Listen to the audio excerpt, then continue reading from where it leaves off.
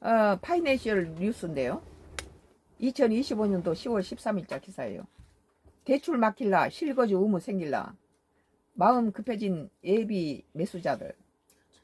요새는 이제 서울에 집을 사면은 실거주 2년 이상 해야지 되고, 뭐 세입자를 전세 임대 끼어서 집을 못 사고, 뭐 대출도 뭐 6억 4억으로 이렇게 규제를 하니까 지금 집을 살란 사람들이 마음이 급해졌다는 거죠. 이번 주 3차 대책 발표 전망, 투기 과열 등 규제 지역 확대할 등, 성동, 마포, 동작 등 유력 후보지.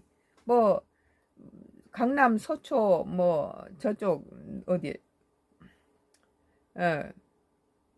송파 이런데 마동성, 마용성 이렇게 했는데 이제는 그 주변에 뭐 사당이라든지 뭐 동작이라든지 마포 이런 데까지 이제 피해서 그 인근의 것이 땅값이 오르니까 그걸 이제 막는 거죠.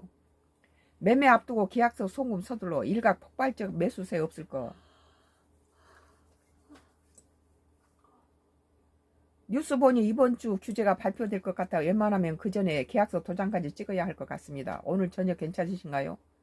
서울 청동구 아파트 매도를 위해 지난주 가계약을 받은 A씨는 13일 오전 일찍 중개사 연락을 받았다.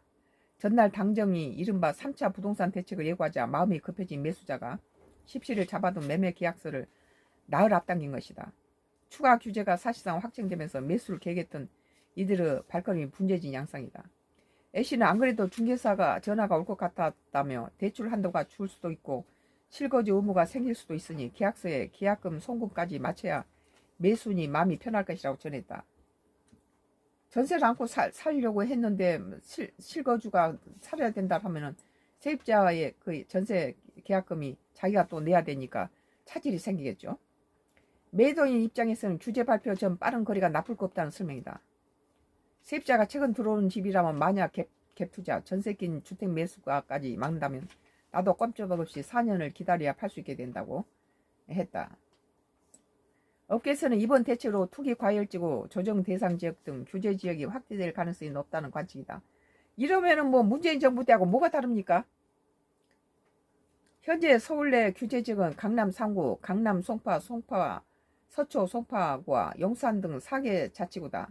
최근 집값 상승이 두드러진 서울, 성동, 마포, 동작 등 한강벨트와 경기 성남시, 분당구, 과천시가 신규 규제의 유력 후보군으로 꼽힌다.